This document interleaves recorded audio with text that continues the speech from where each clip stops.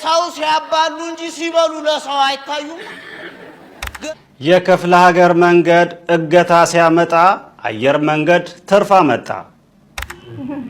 ሐሳብ የተሰረቀ ትላላችሁ፣ እዚህኛ ማሰቢያችን እየተሰረቀ አይደለም።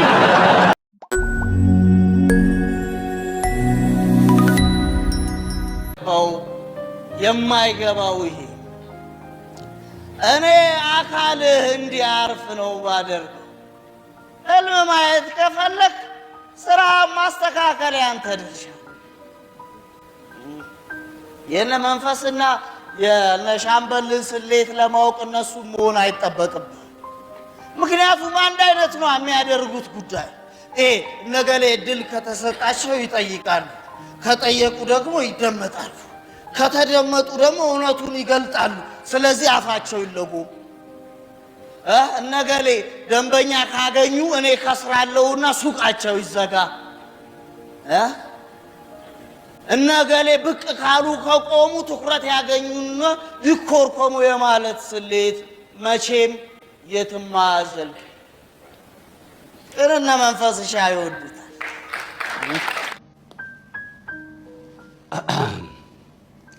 የክፍለ ሀገር መንገድ እገታ ሲያመጣ አየር መንገድ ትርፍ አመጣ። የምድር ጉዞ መዘዝ ይዞ በመምጣቱ ህብረተሰቡ አውሮፕላን መጠቀም በመጀመሩ ከመናኸሪያ ይልቅ አየር መንገድ አውቶቡስ ተራ ሆኗል። ለርካሽ ዋጋ ብሎ ርካሽ እጅ ላይ መውደቁ ብዙ ዋጋ ያስከፈለው ህዝብ ፊቱን ወደ አየር ማዞሩ ተገቢ ቢሆንም የአየሩም ዋጋ ከምድሩ እገታ ጋር ተቀራራቢ ሆኖበታል። የየብሱም የአየሩም ጉዞ ፈለጣ የሆነበት ህብረተሰብ ጩኸቱ እንደ ፉጨት እየተቆጠረ ነው። ይህም በመሆኑ ህብረተሰቡ ከፈጠራ ባለሙያዎች ጋር በመተባበር ከአውሮፕላን ዝቅ ከአውቶቡስ ከፍ የሚል ክንፍ ያለው ታታ በመፍጠር ነፍሱንም ኪሱንም ቢያተርፍ ይሻለዋል። እነ መንፈስሻም በቀላል ምሳሌዎች ላሳይ። መንፈስሻ አንድ ቀን ውጭ በር ላይ መብራት ስር ቁጭ ብሎ እንደዚህ ሙዝ ይበላል እና ድንግጥ አልኩ። መንፈስሻ ምን ሆነ ነው ዛሬ ውጭ ነው እንደ የምትበለው አልኩ። አይ መብራት ስለጠፋት ተጠግቼ ወደ ጨረሩ ልብላ ብዬ ነው አይደል። ምን መሰለ ያስደነገጠኝ፣ እነ ሻምበልና እነ መንፈስ እኮ ውፍረታቸውን እንጂ ጉርሻቸውን አታየው። ሰው ሲያባሉ እንጂ ሲበሉ ለሰው አይታዩም። ግራገም ኧረ መንፈስ ሙዝ እኮ ነው የምትበላው፣ እየላጡ መጉረስ ነው። መብራት ጠፋ አልጠፋ ልዩነት የለውም አልኩት። ነው ወይስ አፍህን አታውቀውም? ይገርማል። መንፈስ እኮ መብራት ላይ ሙዝ ብሎ ቁጭ ብሎ የሚበላው ምን አይነት ሰው መሰለ? ያለን አይደል የተቀበልከውን አይደል የሚመጣው ደሞዝን ከኪሱ ውስጥ የሚሰርቅ ሰውዬ እኮ ነው መብራት ጠፋ ብሎ መብራት ስር ቁጭ ብሎ የሚበላው። በእጅ ስራ ፕሮፌሽናል ከመሆኑ የተነሳ የጋብቻ ቀለበትን ሰርቆ መጥፋቱን የምታውቀው እንኳን ድንገት የፍቺ እድል ገጥሞ የታባቱ ምናምን ልታውልቀው ስትል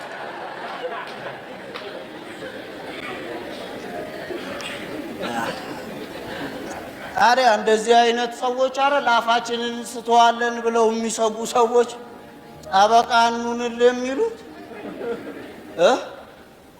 አፋችንን አናቀውም እጃችንና አፋችንን እንስተዋለን ብለው የሚያስቡ ሰዎች እኮ ነው በአንተ ቦታ ሆነ እንከራከርልህ፣ እንመካከርልህ፣ እንደራደርልህ የሚሉት። አያስቅም ታዲያ? ስምና ግብርን መቀላቀልማ ፌር አይደለም። ደውነቴን ነው እንዴ! ቢያንስ ለስማችን እውቅና ስጡን እንጂ መቼም በተግባራችን መተዋወቅ አልቻልንበት። አባትነት ሌላ፣ የአባት ስምነት ሌላ፣ ማውለድ ሌላ፣ ማሳደግ ሌላ፣ ማብቀል ሌላ፣ ኮትኩቶ ማሳደግ ሌላ። አባት ባይኖረኝ ምን ይገርማል? ይገርማል። እኔ አባቴን አላውቀውምና አባትዬው የለም ማለት ነው። እንኳን እኔ አይደለም እናቴም ላታውቀው ትችላለች። ምን ያስገርማል? እሱም ራሱ እሷን ላያውቃትም ይችላል። ጎበዝ፣ እዚህ ሀገር ይወሳሰብ ከተባለ የማይወሳሰብ ነገር የለም።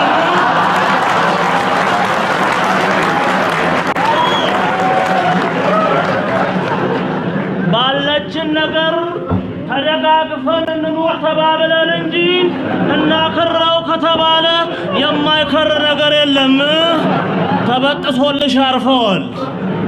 ማከም ነው ከባድ፣ መታመም እውቀት አይጠይቅም።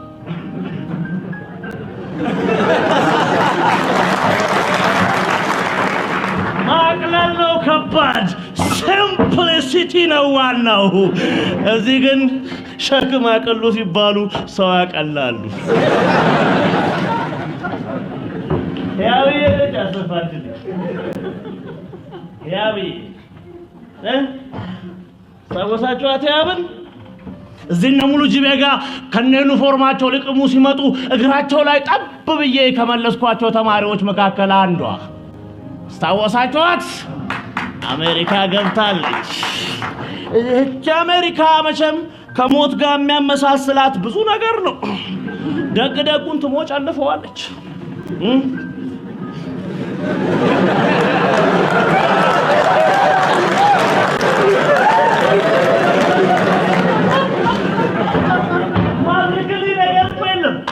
ማትልክልኝ ነገር የለም። ከሌባው ቁጥር ጋር አልመጣጠን ብሎኝ ነው።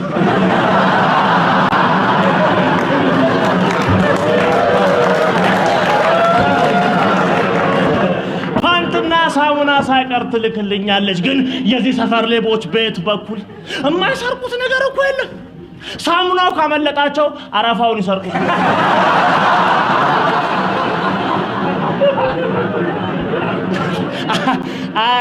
የሚክታናሽ ወንድም በቀደም በጠራራ ፀሐይ እርጥብ ኮት ለብሶ ሲሄድ ጋሽ ቆፍጣናው አይተው ምን ቢሉ ጥሩ ነው? ሰርቆ ነው። ኧረ እባክህ እንደው እስኪ ጨምቁልህ እንኳን ብትታገስ።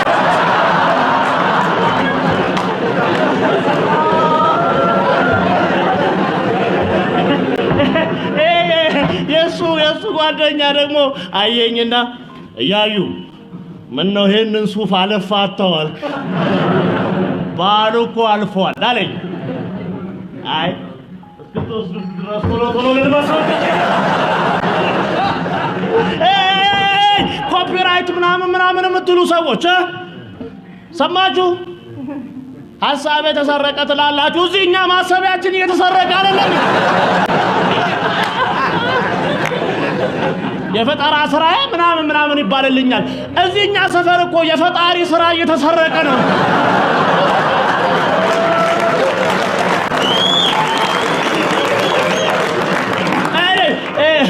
ድሮ ስንማር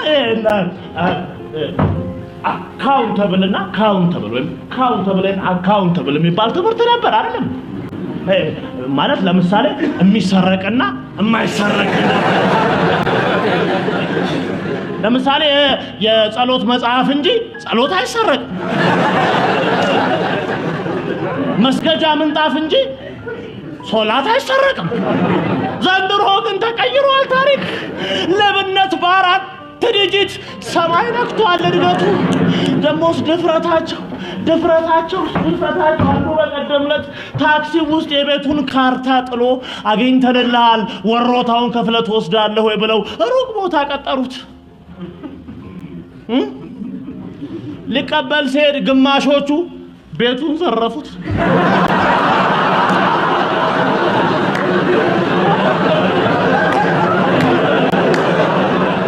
ይሄ ነው 4 ዲጂት እድገት ማለት።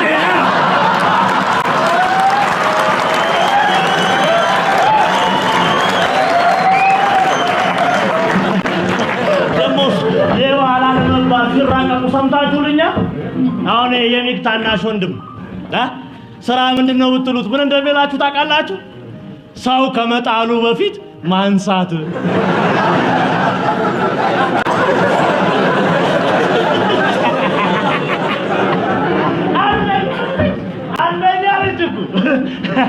እነዚህ ሌቦች ደግሞ የነኩትን ዕቃ በኤግዚቢትነት ተያዘ ብሎ መቀበል አያስፈልግም። የነሱ ዕቃ ለኤግዚቢትነት ሳይሆን ለኤግዚቢሽን ነው መቅረብ ያለበት። ለምሳሌ ሬዲዮንን ይሰርቁና አዲስ ኤፍኤም ጣቢያ ጨምረው ይመልሱላል። ኧረ ቀንሷቸው ካሉትም ጋር አልተገባባንም። ኧረ ቀንሷቸው።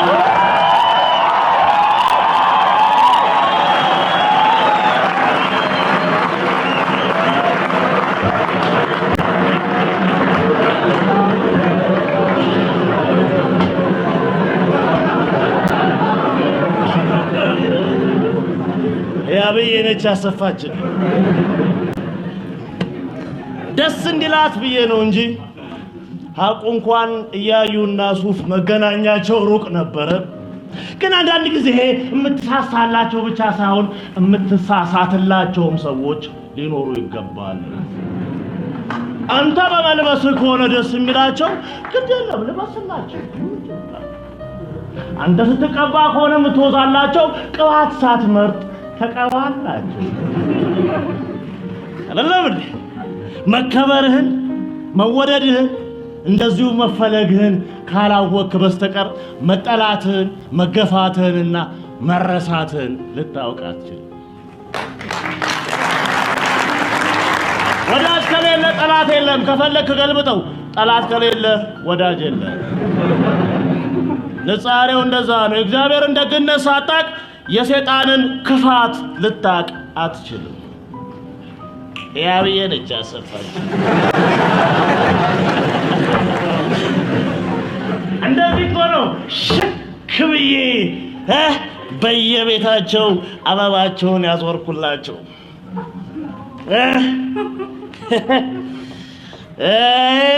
ያዩ ዘንድሮስ ባሰብ ብለህ እንደ ሕፃናት አበባ ታዞር ጀመር አሉት እየመልጃ። ተሸውደው እኮ ነው። አበባ አይደለም ምን ያዞርኩት እሾህ።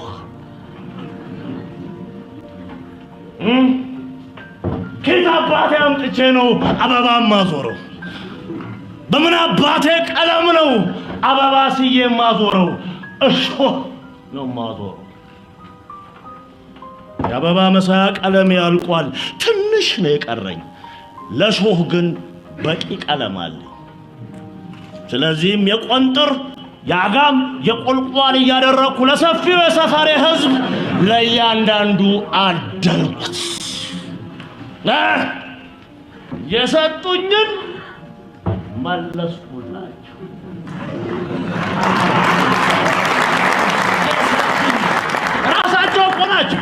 ራሳቸው ናቸው እኮ የአበባ ቀለሜን እኮ አንጠፍጥፈው የጨረሱት። እስከ አጥንቴ በሚዘልቅ እሾሃቸው የደሜን ቀለም የመቅኔን ቀለም አንጠፍጥፈው የጨረሱት እነሱ ናቸው። ስለዚህም እያንዳንዷን ለእያንዳንዷ በየቆንጥሯ እያደረኩ ክፋቷን መለስኩላት። እንኳን አደረሰ ይባላል።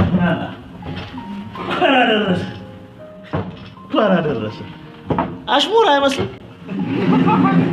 አደርስም ብለን ሰግተን ነበር፣ ግን ደረስክ አይመስልም? እንኳን ከአሮጌው ዘመን ወደ አዲሱ ዘመን አሸጋገረ። የማን ነው አሮጌ? የማን ነው አዲስ? ለማን ነው አሮጌ? ለማን ነው አዲስ? ለማን ነው?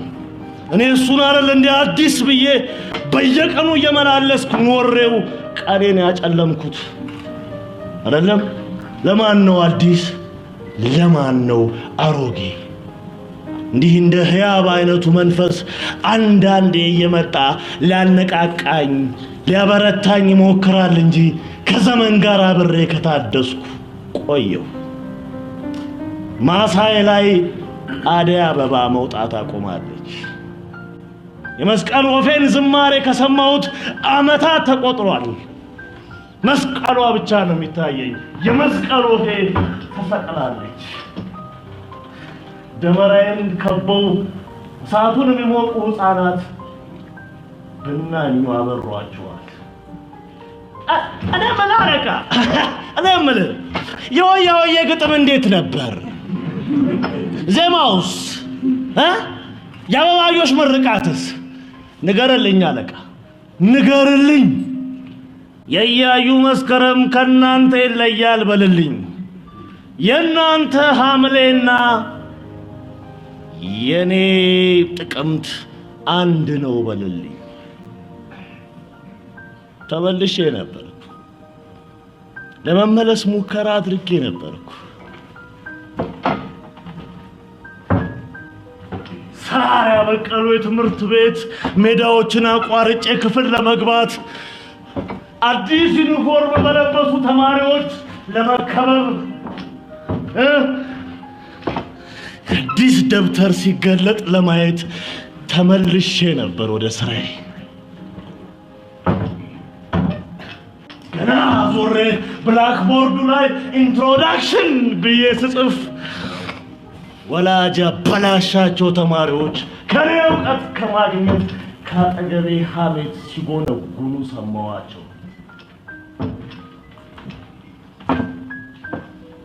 ልጁንና ሚስቱን አስታሞ የቀበረበትን ዱቤ አልከፈለም ሲሉ ሰማዋቸው። ደነገጥኩ።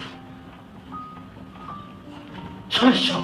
ትምህርት ቤቱንም ከተማውንም ተማሪዎቹንም ሁሉንም ሸሻው። ክንፍ ያለው ታታ ወደ ስራ የሚገባ ከሆነ ሰው ከአንድ ቦታ አንድ ቦታ የእውነትም በበራሪው ሄደ ይባላል። ያልፋል ይለኛል ሰው ያልፋል ያልፋል ያልፋል ያለ ወቅቱ መሽቶ ጨልሞበት ቀኑ ለልቤ ምኑ ነው ተስፋ ማቀንቀኑ። አስማት የለኝ ጸጋ ጥበብ የለኝ መክሊት እንዴት ልሸውደው ይህን ክፉ ሌሊት። ያልፋል ያልፋል ያልፋል ሁሉም ጦሩን ስሎ ጋሻውን አንግቦ ቁርስ ምሳ ራቱን ንዴት ተመግቦ ሲሸልል ለግዳይ ሲፎክር ለበቀል አይመክተው ሼሁ አይበግረው መስቀል። ከቀን እስከ አመሻሽ ከሌት እስከ ንጋት እስከ መቼ ልክፈው ኑሮዬን በስጋት። ያልፋል ያልፋል ያልፋል የገደለው ባልሽ የሞተው ወንድምሽ የሚባለው ተረት መች ቀረ በወረት። ምን ጆሮ ተገኝቶ ምክር የሚሰማ ዘውትር ለጦርነት ነጋሪት ጉሰማ። በለው ነው ግፋው ነው ግዝቱ ስብከቱ ልባ ያልፈሰፍስ። ያልፋል ያላችሁት ይህ ጊዜ ባያልፍስ። ያልፋል ያልፋል